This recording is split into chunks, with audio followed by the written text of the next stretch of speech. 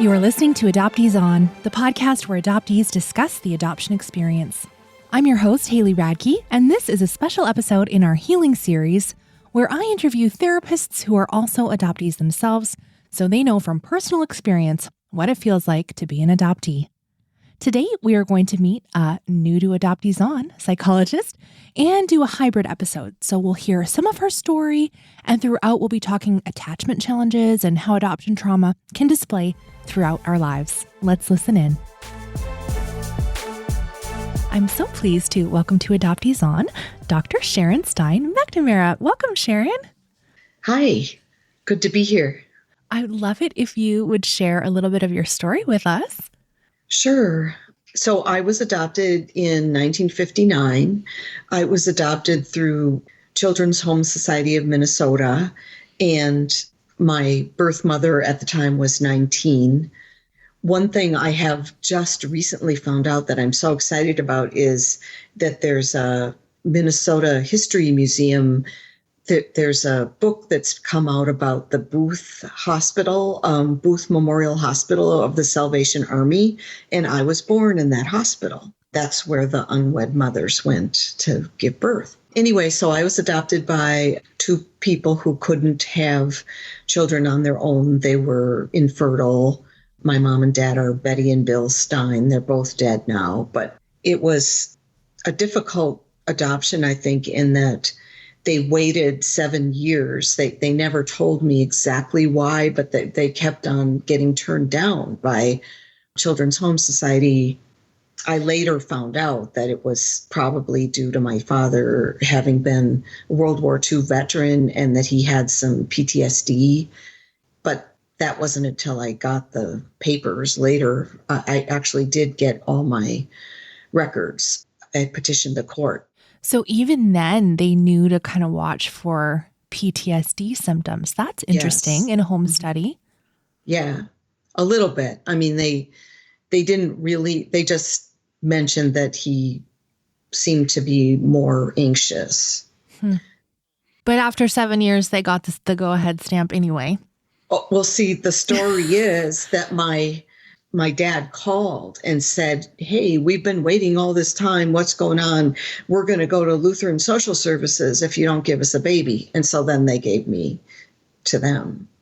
So it's sort of interesting to think what the decision. And of course, back then they did the matching the eyes. You know, I had both parents have blue eyes, and I have blue eyes and brown hair. And so they actually, more than intellectual matching, they did eye color and hair color, that kind of thing. Mm-hmm. Yeah. So that was like, so you could blend in so people wouldn't know.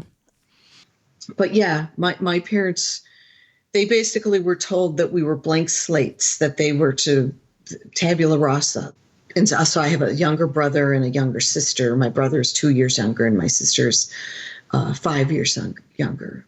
But yeah, that was the family, and it wasn't really ever discussed why my parents couldn't have children. I later found out that my father had mumps in the cervix that caused infertility, but it was sort of a secret growing up too, like, you know, what was wrong that they couldn't have their own bio children. Mm-hmm. Okay, so your other siblings were adopted then as well? Yes. Yeah.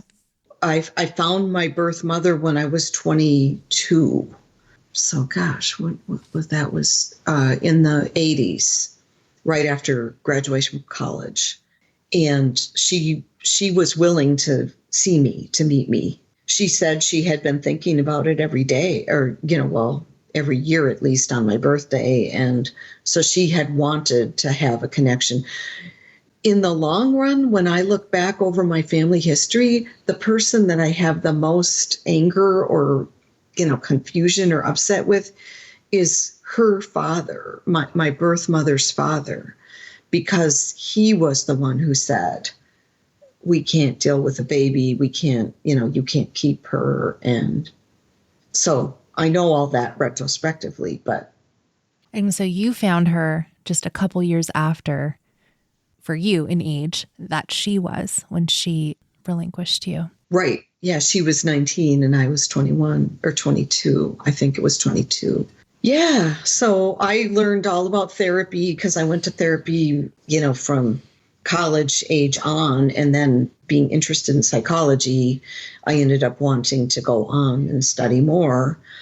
But I knew nothing about trauma or developmental trauma or anything until I went to the girls who went away, the woman who wrote that book, Ann Fessler.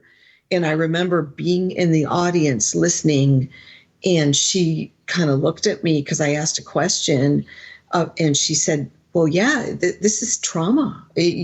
Having been pulled away from your birth mother, that's a traumatic incident. Animals don't do that to their young. You can't just.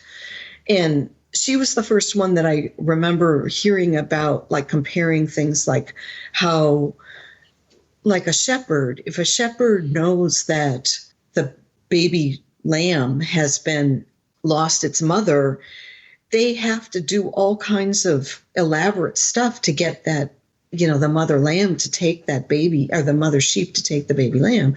They have to put the smell of the dead baby on the new baby to make the mother accept it.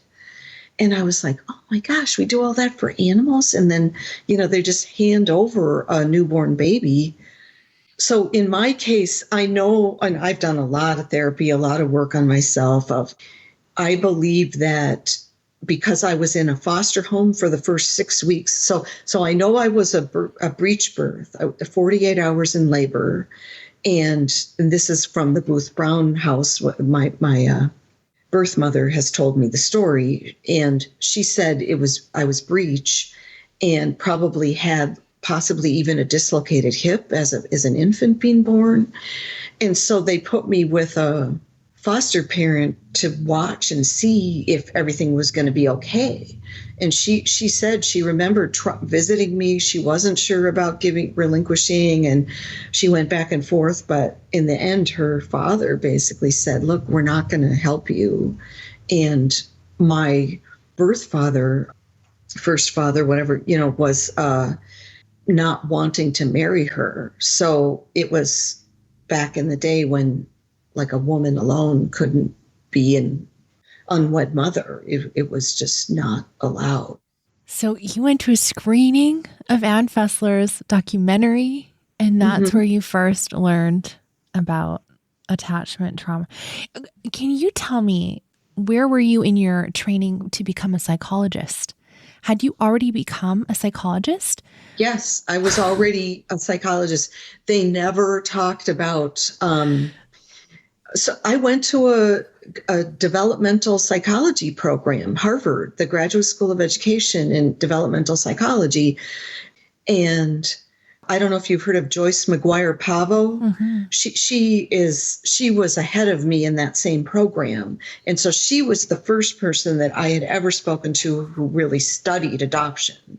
And she was older than I was, but I went to some of her trainings and I got to learn, I've been to her retreats in Provincetown. Provincetown is where she did have them, and I think she's retired since now. But anyway, I learned a lot from her just later reading her books. But yeah, they did not talk about anything about babies and developmental trauma. It was much later that the brain stuff started to come out about the baby is actually searching for the heartbeat and the smell and the sound of the mother's voice. All that is wired in to a baby, an infant that's born is looking for that sound, that connection. And then, I don't know if you've seen the new documentary. I saw the trailer, but I'm really excited about the Primal Wound documentary that's coming out because it shows just some of the photos of those infants just crying and crying and crying. And then we knew some stuff about like Bowlby. He was a psychologist that studied both animal development and human development. And he talked about this terrible depression that babies would go through when they were separated from their mothers. And so I remember my adoptive mother said to me, yeah, all three of our adopted children cried all the way home from the Children's Home Society. We didn't. And see, later I found out that I have sleep issues and eating. Those have been constant issues with me. Well, a lot of it has to do with that you didn't get sleep training because the adopted parents didn't know that it's not normal for a baby to just cry herself to sleep. They told me they didn't know how to put me to sleep. They would just leave me to cry and just leave me in the room until I would probably just disassociate or, pass out as an infant. Mm-hmm. Yeah. And that's what they thought was normal, I think. Well, I mean, my parents said that I had colic, right? Like, and colic is sort of this, diagnosis they give anything. They're like, oh, they cry. Oh, it's probably colic. I mean, it's kind of this, what do you call it? It's not a specific diagnosis. It's just, and there's so many of us that's what our parents would have said about us. Oh, they're just colicky. Right. They're colicky. Yeah. And that's I remember even as a 3-year-old, my little brother coming along and they said he was a colicky baby. And so, that was the diagnosis. Okay. So I got to ask you, Sharon, looking back, so you've been practicing psychologist for years, and to know that so many of your colleagues had the same training as you, and you're an adopted person, so you looked into this and you were sort of, something drew you to go to Ann Fessler's documentary screening. Right. Mm-hmm. And so then you learned and you figured that out. But that means and I think it's pretty obvious, it's been demonstrated by a lot of my guests whose therapists don't get it, but that there's so many people who were trained in the era you were trained and later that had no idea about this. Right. That's right. And even now, I'm on a listserv of psychologists we know now that there is adoption competent psychologists or therapists, and that they do special training. But overall, in mental health, it's not considered that you have to have like a specialty in this in order to do the good work. But every once in a while, I'll see a posting of somebody saying like, oh, I have this adopted person. And no matter what I try, they have this negative view of themselves and they can't seem to get out of it. And I keep trying to do cognitive restructuring and keep trying, it doesn't work because it's so deep. It's a primal wound. What I have found is that the most healing thing is EMDR that has a focus on pre-verbal early development. There's a book called Before There Were Words that I use a lot that's an EMDR book about like rewiring the emotional system. When There Are No Words, Repairing Early Trauma and Neglect from the Attachment Period with EMDR Therapy by Sandra Paulson. That's a book that has helped me a great deal. And I've done this protocol myself in my own recovery. And it's really gotten at some of the core, like the trauma response. I don't know about you, but I have still now, have a high startle response, easily jump, and it's like, okay, this is trauma. It's kind of hardwired. Mm-hmm. Yeah. Mm-hmm. And for those of you who are like, what's EMDR? There is an episode on EMDR back in the back catalog. So you can go and listen a little bit more to that. Yeah, that's fascinating. I've heard of a lot of adoptees. I've done EMDR myself, and I've heard of a lot of adoptees that have used it to their great benefit. I noticed that you also use dialectical behaviour therapy. Yes. That's kind of a mouthful. What's that? Sure. Yeah, that's a therapy that was originally created by Marsha Linehan. She's a psychologist she adapted cognitive behavioral therapy to include this thing called dialectical behavior therapy. It's basically looking at black and white thinking or extreme polarities and trying to find a middle ground between. So that's why it's called dialectic. It's the two sides are either doing complete acceptance. And as adoptees, that's the first thing we have to kind of do, is that, there's no control over the fact that you aren't being raised by the people who biologically are genetically related to you. So that's all you can do, is sort of a form of acceptance. Okay, I accept that these are the people that I have to be raised with right now.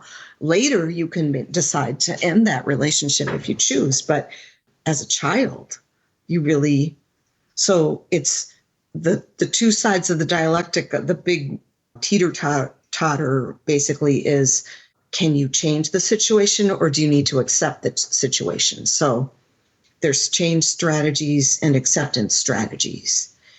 So this is an interesting piece, and I'm curious, I know that this is for anybody who might be listening that has interest in adoption, whether they're adopted parents or birth parents or adoptees or biosibs or whatever. But the piece that is most difficult for me as an adoptee is not so much having that relinquishment piece. It's that I had parents who were, my adopted parents hadn't done their grieving about their own loss of not having bio children.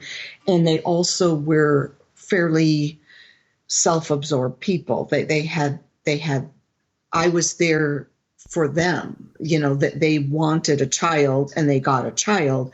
It wasn't so much like, oh, this child needs us and we're going to try to figure out what she needs. It was more, we need her. So I was a good adoptee. I adapted. I figured out what they wanted and figured out how to pretty much please my adopted parents, is my upbringing.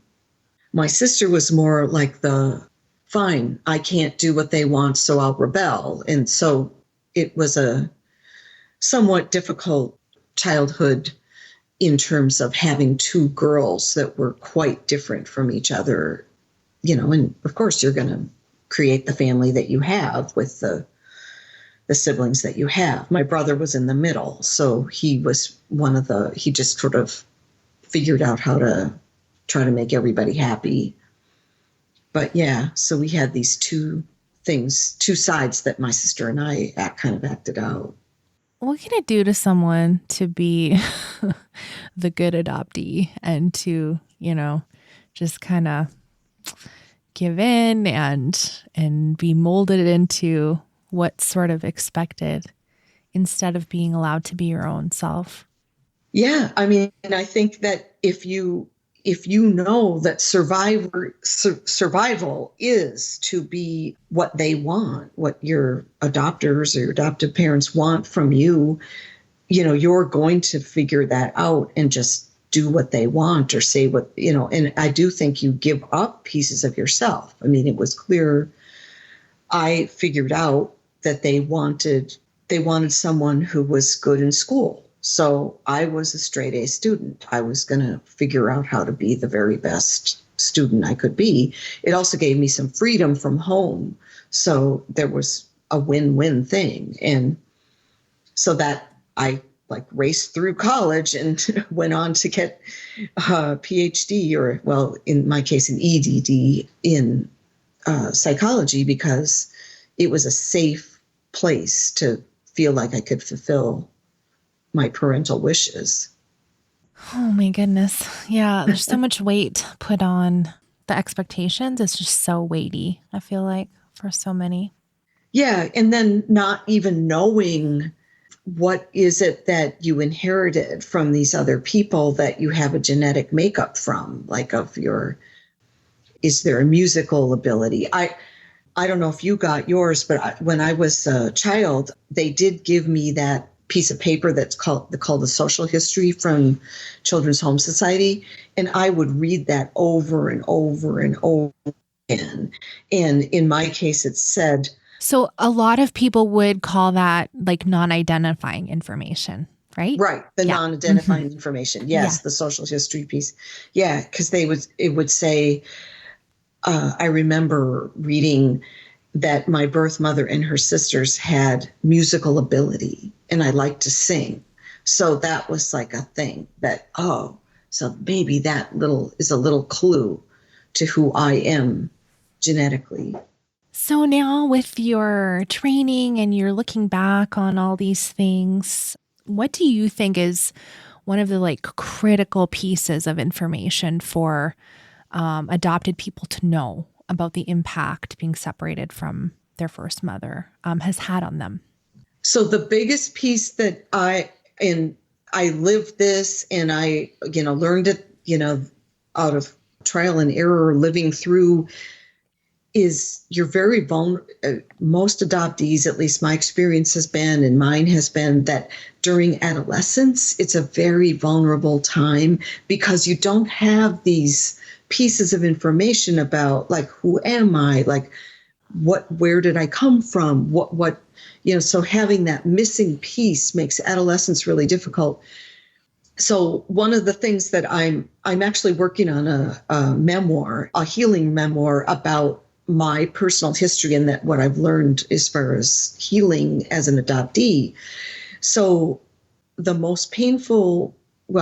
most painful times for me was I had trauma all throughout my childhood, but I didn't know it. So like I still remember going to kindergarten at new school. I was sent on the school bus by my mother, and she didn't think there was a problem. I mean, kids, there's teachers around. They're going to, I missed the school bus. I got lost.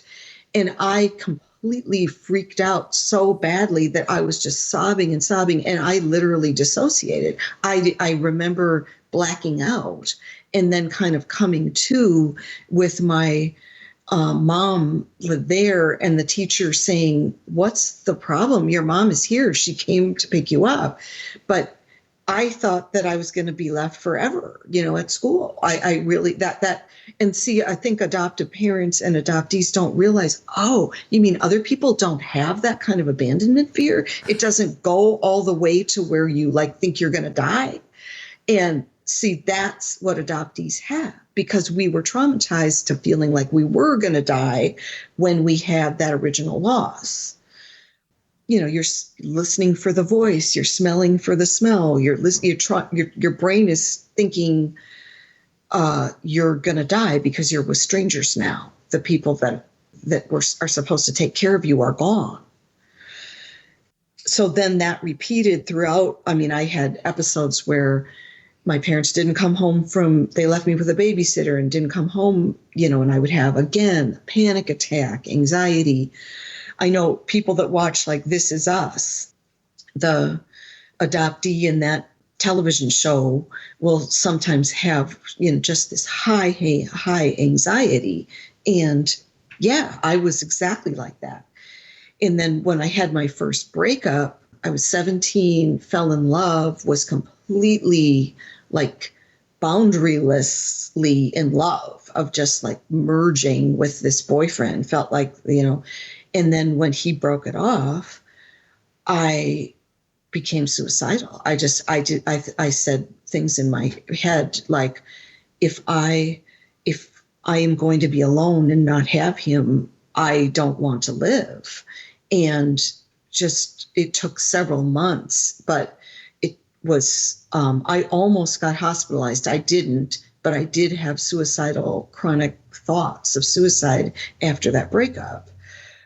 Now I look back and I'm like, oh yeah, that was because the early infant trauma got triggered, and the feeling is like, I'm going to die, so I might as well make myself die because I can't deal with this pain.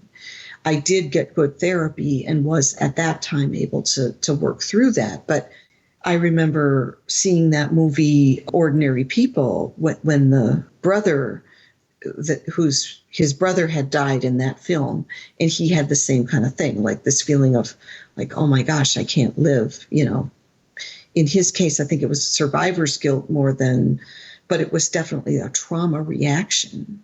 Yeah, that's really hard. I'm sorry little Sharon was going through that. Yeah, thank Oh you, man. Haley. Mhm. Yeah, I mean, I really, and I do think that I am a good therapist because I'm not afraid of other therapists have never experienced the level of pain of abandonment that most adoptees have gone through. So that's another thing is that you want a therapist who's not afraid of that level of pain and is able to be there with you with that deep. I mean, when people regress to that infant-like state, they're wailing as if, oh my gosh, I'm going to die right now. And some therapists really have never experienced somebody being in that much pain Mhm. psychologically. Well, I mean, you've said it several times. The book was called it The Primal Wound. I mean, Mhm. it's Yeah, pretty aptly named. yeah.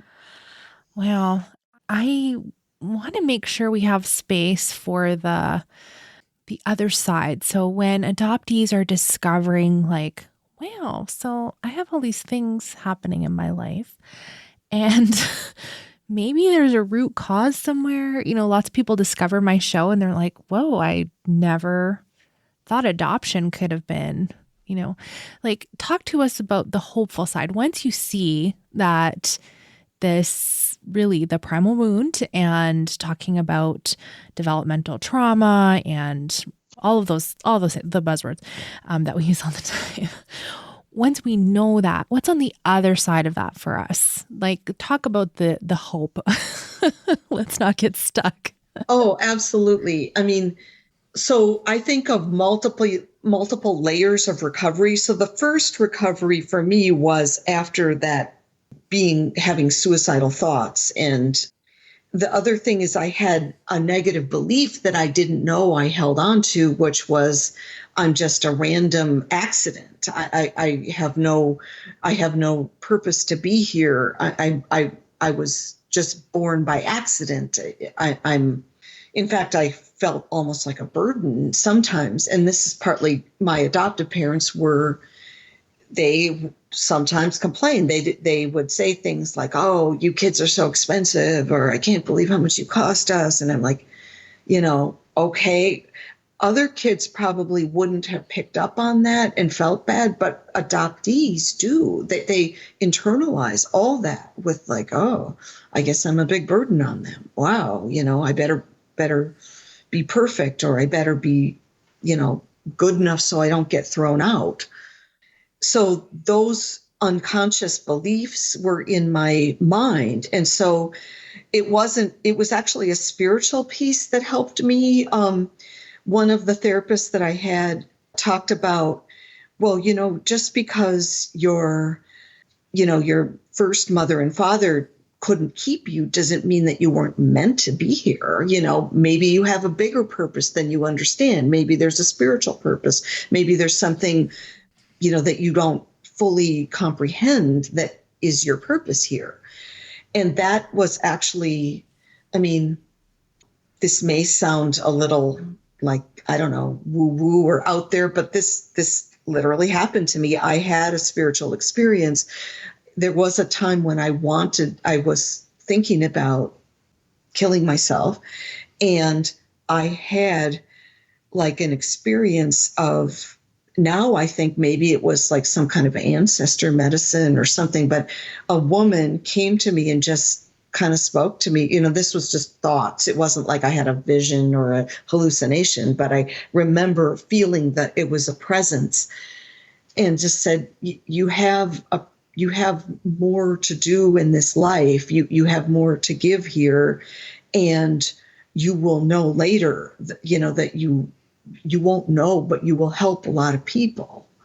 And so that actually settled me right down. I had this emotional relaxing of like, oh, okay, yep. So I wasn't a big mistake. I am meant to be here, even though it wasn't my parents' plan, it was somebody's plan. And then that helped me. I haven't had the same level of suicidal thoughts since then. That's beautiful. I was at an event fairly recently where Zara Phillips and Gabor Mate were talking about the trauma of relinquishment. And Gabor Mate expressed that because some people are uncomfortable with talking about the spiritual kind of side of things or whatever. And he expressed it so beautifully. I want to share it again here in case you missed that. He said, life wants life and life wanted you. So, yes. And I just thought that was such beautifully expressed sentiment, and it was very powerful. And, yeah, for so many of us who just literally feel like unwanted. Yes. Right? Life yes. wanted you. Oh, powerful. Yeah. No, he is an incredible healer. I have listened to several of his his healing. He does continuing education. So yeah, I like his work, but I will go listen to that podcast. So thank you for that. Yeah. Mm-hmm. Okay. So that's one layer. I mean, that's a big deal. What else? Well, and the other thing is relationships. I know a lot of adoptees struggle with relationships. So in my case, I had a repetitive pattern of I kept getting attracted to men who were not able to commit. And guess what? I was doing that replay of probably my birth father's drama with my birth mother of, here you get into this intense relationship and then can't stay. And so what oddly happened for me is the way to break that pattern. Well, first I found my birth mother, but it wasn't until it was, I was 30, I think I was 35, and I kept having these relationships that didn't work. Well, finally, when I found him and I met him, everything shifted for me, and I was able to have a long-term relationship that I'm still married to my husband now. So doing the key to it is, and I wouldn't have known, is that in psychodynamic, they talk about we keep replaying these early wounds, or, that which is repressed is destined to be repeated. That's a Freudian phrase. And so, so when I kind of brought it out into the open and I was able to, my birth father, he's gone now.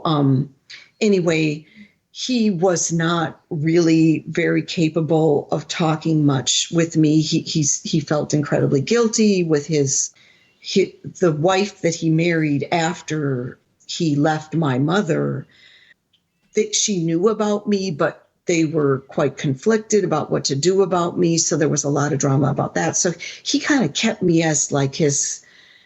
He would call me when he was alone, but he didn't want me to come to his home. He didn't want me to meet her. He didn't want me to meet not until as an adult, I was finally able to meet my half siblings.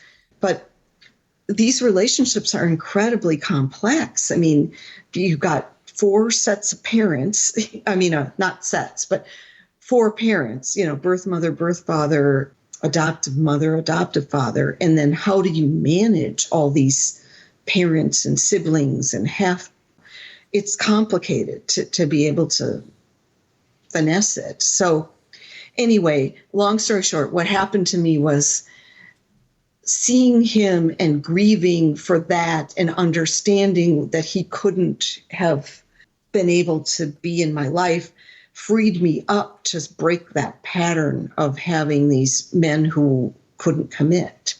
And so then I was able to marry my husband, and we're still together.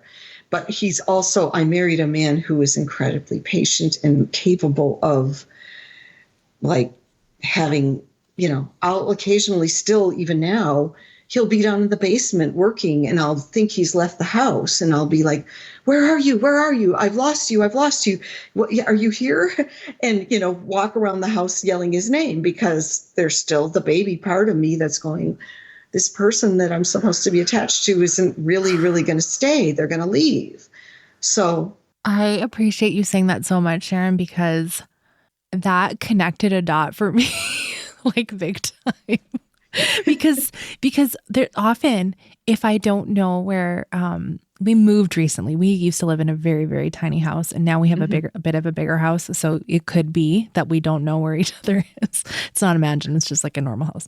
But if I don't know where Nick is, I have a little like, where is he? And if one of my kids asks me where he is, I get really irritated. Because I'm like, first of all, look yourself. Second of all, now I don't know where he is. Thanks for pointing that out to me. Wow, that's interesting. It's your little inner abandoned kid that's still getting triggered. Yeah. Why not? Why not? Just add one more thing to the list of things to talk to my therapist about. Perfect. Okay, great. Yeah. But I also believe that, like, I know Betty Jean Lifton was a wounded healer in this area. And certainly, there's several adoptees who are also therapists. I do think it adds a dimension when you have lived it yourself, plus you are in the healing profession.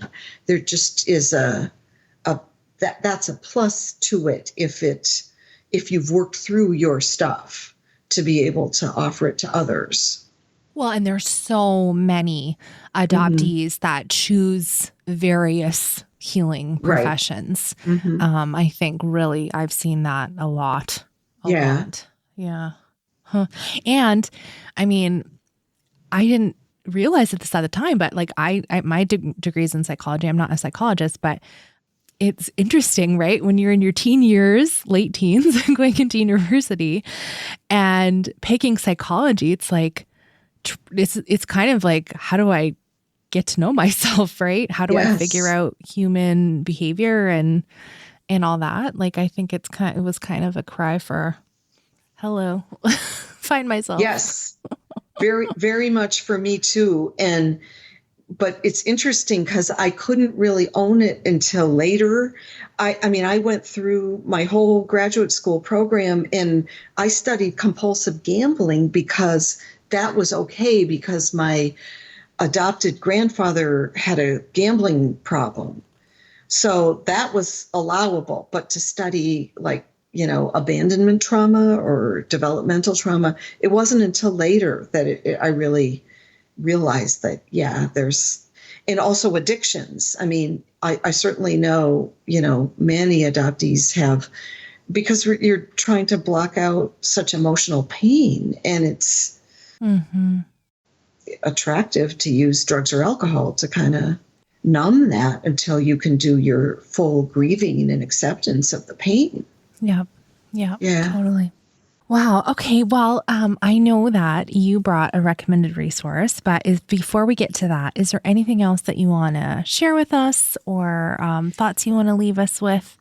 Yeah, it's a difficult thing to talk about because I don't ever want to, I just want to talk about, I have done a lot of work on forgiveness because I couldn't really move through the pain without getting to the other side and getting to where I don't think of forgiveness as like acting like it didn't matter. Forgiveness is not saying like, oh, I never had pain because I'm just going to act like it didn't happen.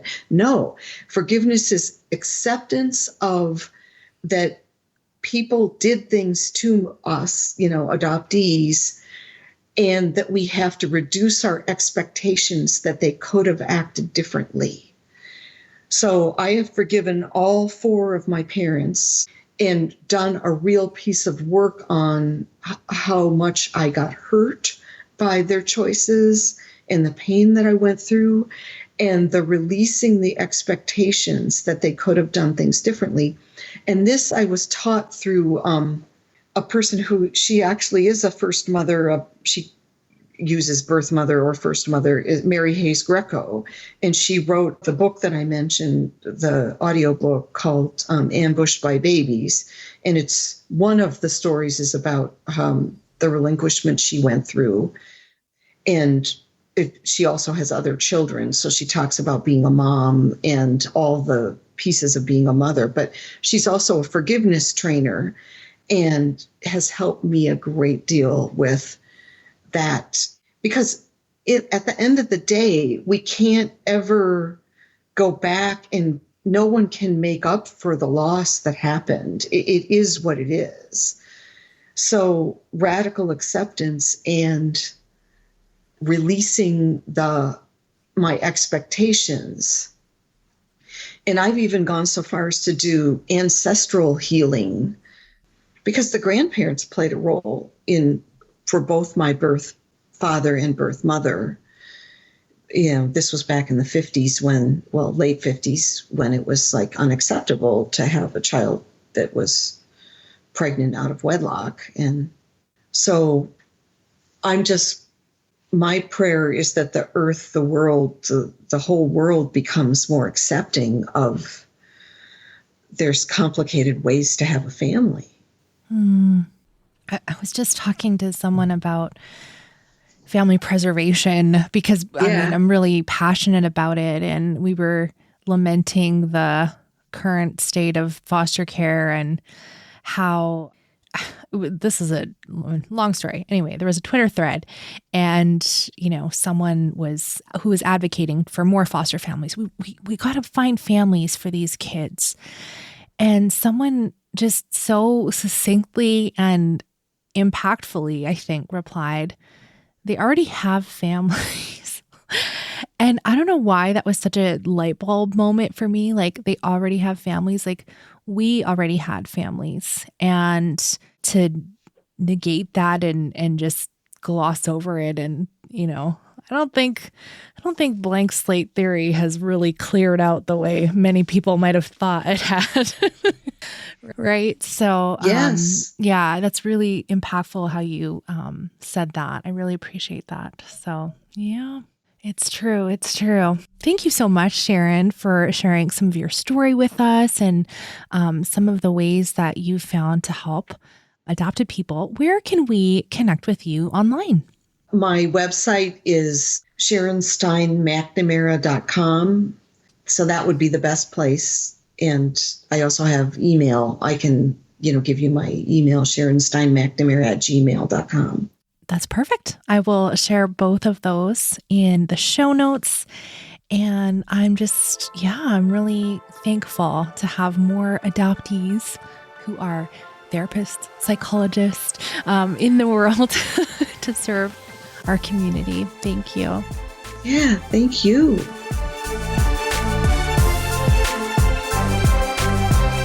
Friend, I'm so glad you stuck around and hung out with me and Sharon today.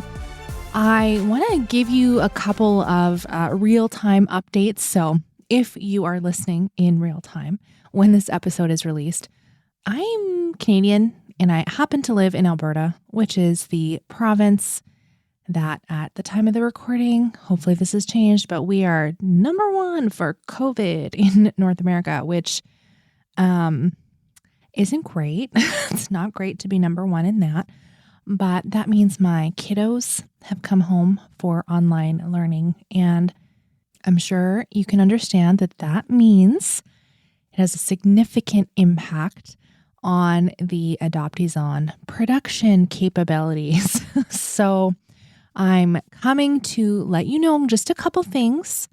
I have always planned to have a break for the summer.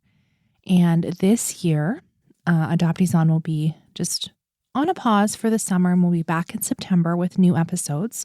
But I'm not going to be doing any replays. I've done that in the past, but there's a huge catalog, you guys. So many friggin' episodes. I calculated out the hours the other day, and you can listen to 6 full days, night and day, of back catalog episodes. So I was like, yeah, we're not going to do replays. I had planned to do July and August off anyway, but now it's likely that we're going to wrap up earlier in June. So I'm going to finish all my episodes that I have recorded already, and we'll be bringing those for the next couple weeks. But just anticipate. See, I'm letting you know ahead of time because I know how hard it is to get surprised. You can just anticipate that Adoptees On will be on a break during the summer, and it's just a little longer than I had intended because my kiddos are going to be home full days every day, and Haley is switching to mama teacher sort of mode, supervising the online schooling. I'm sorry about that. Literally out of my control, but I want you to know, if you are a Patreon member, if you're in the Patreon Facebook group, I'll still be around. It's easier for me to do that than it is to record, as you can, I'm sure you can understand that. So yeah, I still have Patreon episodes going up every single week throughout the whole summer. A lot of those are already done, thankfully, and we're still doing book club. And so if you feel a little nervous about Adoptees On not being there for you on Fridays, I'm on Patreon, Adoptees Off Script, every single Monday and once a month with book club. So if you want to support the show and you want to make sure you hear a little bit of Haley every week. Oh my gosh, that sounds so stupid, but it is what it is. It's true. Adopteeson.com/partner has the details of how you can access that and support the show and keep it sustainable. And don't worry, I will be back next Friday, the next couple Fridays. But just so you know, the break is coming. Adopteeson.com/partner for the Patreon bonuses. Thank you so much for those of you who support the show monthly or have given a yearly gift. It is huge to keep the show going. Thank you, thank you, thank you. Thank you for listening, and let's talk again next Friday.